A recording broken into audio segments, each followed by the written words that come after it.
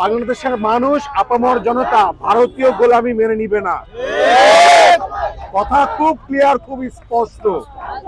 এবং এখানে যারা আছে সাধারণ মানুষ, তারা এইটা জানান দিতে আসছে যে আমরা তাদেরকে শুধুমাত্র আমাদের প্রতিনিধি হিসেবে মেনে নিব যারা আধিপত্যবাদের বিরুদ্ধে বুক সোজা করে টান টান করে দাঁড়িয়ে থাকবে আমাদের সামনে। যারাই ঢালাভাবে দাঁড়াতে পারবে আমরা তাদের সাথেই থাকবো ইনশাআল্লাহ। আপনারা একটা জিনিস এখানে দেখেন, এখানে যারা আছে সবাই সাধারণ নাগরিক, সাধারণ মানুষ, কোন দলের লোক নাই।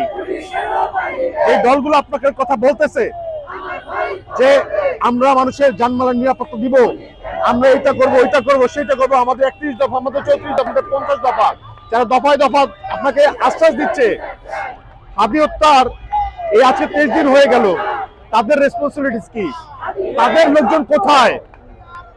বিএনপির তারেক রহমানের লোকজন কোথায়? তার নির্দেশনা কোথায়? ছাত্রদল কোথায়? শিবির কোথায়?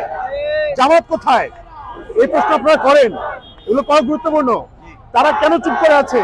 তারা কি ওই ভারতের যারা হচ্ছে প্রভু তাদেরকে ভয় পাচ্ছে? তারা তাদেরকে মানে প্রভু মনে করছে? আজকে যদি আপনি হাদিকে ব্র্যান্ডিং করতে না পারেন, কালকে ইন্ডিয়ানরা ওই ভাটিকা তলে ক্যাম্পেইন করে শাহরুখ খানকে দিয়ে, দীপিকা পাডুকোনকে দিয়ে, বিরাট কোহলিকে দিয়ে, আপনার ভাইয়েরা আমার ভাইয়েরা এগুলো ভুলে যাবে যে আমাদের দেশের কোন হাদি ছিল।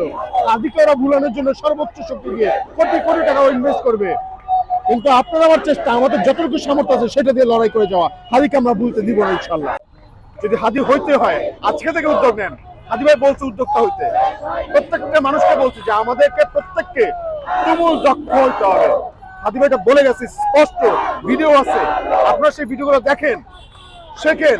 হাদি ভাই আপনাকে বলতেছে আপনার যতটুকু সামর্থ্য আছে, আপনার জামা বেচার সক্ষমতা আছে, আপনার প্যান্ট বেচার সক্ষমতা আছে, জুতা বেচার সক্ষমতা আছে, আপনি একটা ব্র্যান্ড খোলেন।